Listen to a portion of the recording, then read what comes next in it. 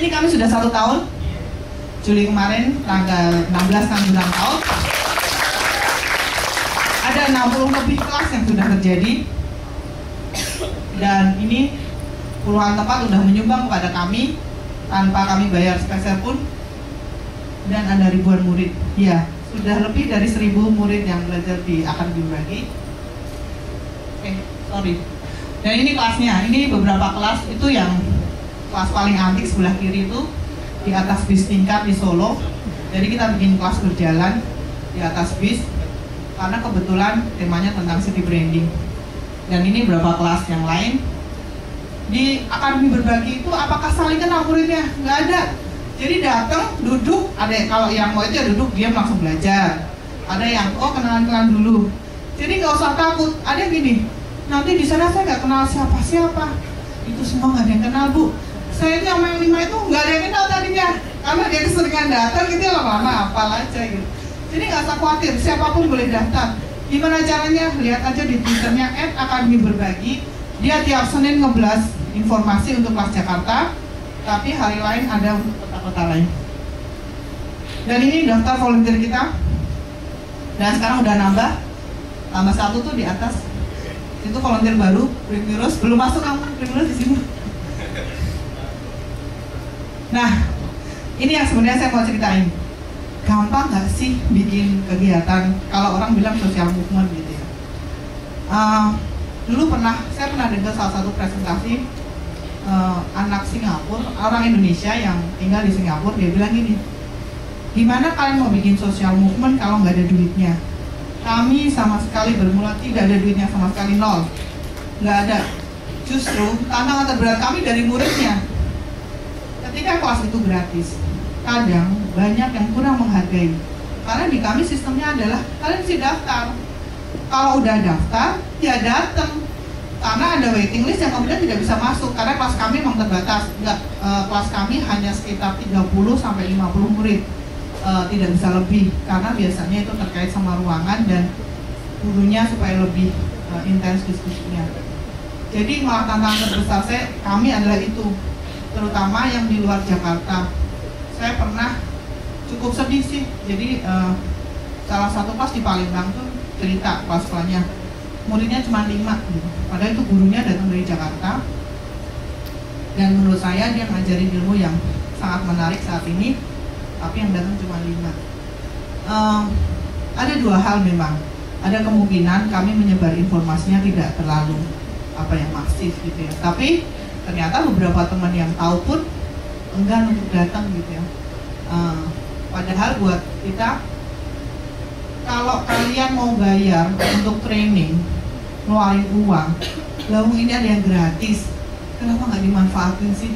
Dan saya yakin nggak cuma akan berbagi, banyak kegiatan yang melakukan itu. Cuman sayang kita nggak memanfaatkannya secara maksimal. Dan itu sebenarnya tantangan terbesar kami. Selain itu adalah kami semua yang di Akademi Berbagi itu orang kerja.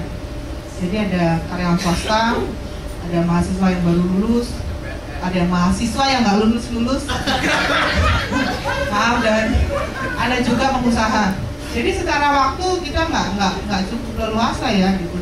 Tapi kami harus menyelenggarakan kelas itu karena buat kami ini masalah komitmen ya.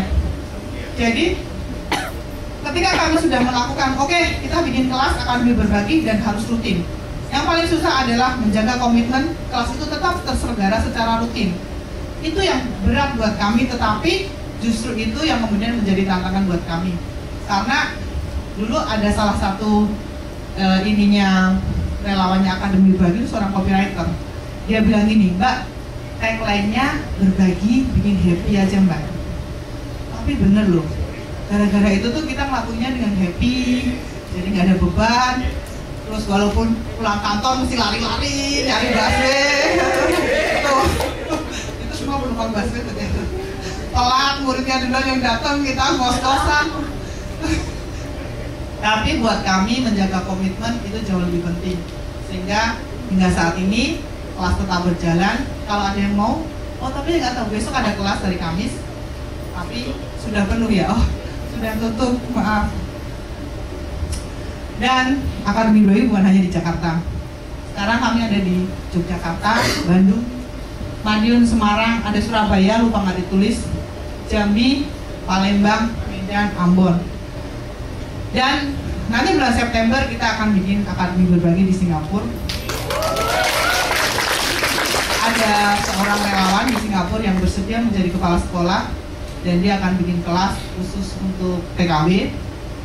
Untuk bulan Agustus ini kami ada kelas baru. Harusnya kepala sekolahnya hari ini hadir, tapi saya nggak datang ya. Ada betul. Jadi kita akan bulan Agustus itu akan memulai Akademi Berbagi buat anak jalanan. Dan itu yang bikin saya stres sebenarnya. Kalau ngurus ini orang-orang yang kerja itu tuh gampang. Begitu anak jalanan, aduh, ini 2 kali lipat nih, udah anak jalanan pula gitu kan. Anak aja mesti treatmentnya berbeda, apalagi jalanan. Tapi kami percaya, karena saya nggak pernah sendiri. Saya di sini itu hanya mewakili sekitar 25 volunteers yang ada di seluruh Indonesia. Jadi kalau kita bersatu, kalau kata teman saya ini, kolaborasi itu membuat semua hal menjadi mungkin.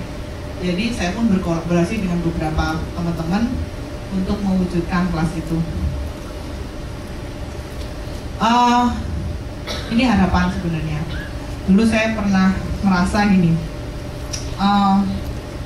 karena teman saya nanya, emang ada yang mau ya ngajar nggak dibayar? Emang mau ya Udiono Darsono yang sekali ngomong dibayar 11 juta, mau ya ngajar di Akademi nggak dibayar?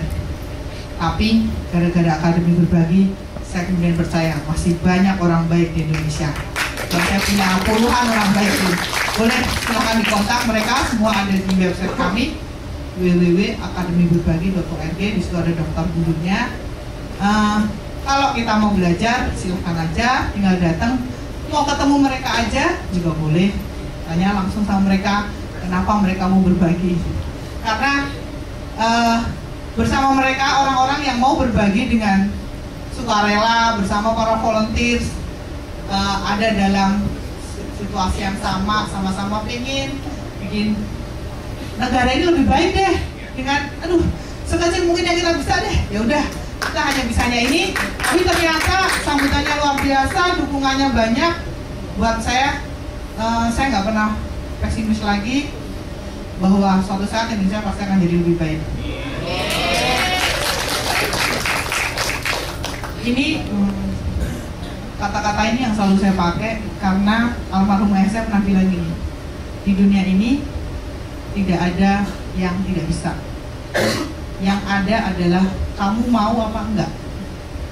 Bapak saya tuh selalu bilang gitu. Jadi kalau saya mau naik sepeda nggak bisa, bapak saya bilang, Pak saya nggak bisa. Saya balik bapak bilang, nggak ada yang nggak bisa. Kamu mau apa enggak? Itu terus aja.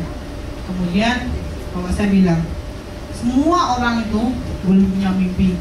Mimpi sebesar-besarnya, setinggi-tingginya, sebanyak-banyaknya. Tapi jangan lupa, beri mimpi, beri kaki pada mimpimu. Karena kalau nggak menginjak bumi, nggak akan berlari. Mimpi hanya mimpi aja di awang-awang.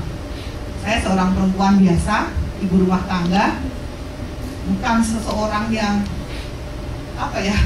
selebritis atau orang penting. Tapi ternyata saya bisa gitu. Saya bisa menjalankan Akademi Berbagi. 1 tahun bukan waktu yang panjang, tetapi cukup menguras effort kami semua. Berarti saya percaya semua teman-teman yang di sini pasti bisa. Apapun kegiatannya, sepanjang itu memberi manfaat pada orang lain, selalu ada dukungan kok, percayalah. Apalagi sekarang zamannya teknologi, buang aja ke timeline, bilang, saya mau bikin ini. Saya yakin semua orang banyak yang mendukung. Terima kasih, sampai ketemu lagi di kelas Akademi Berbagi.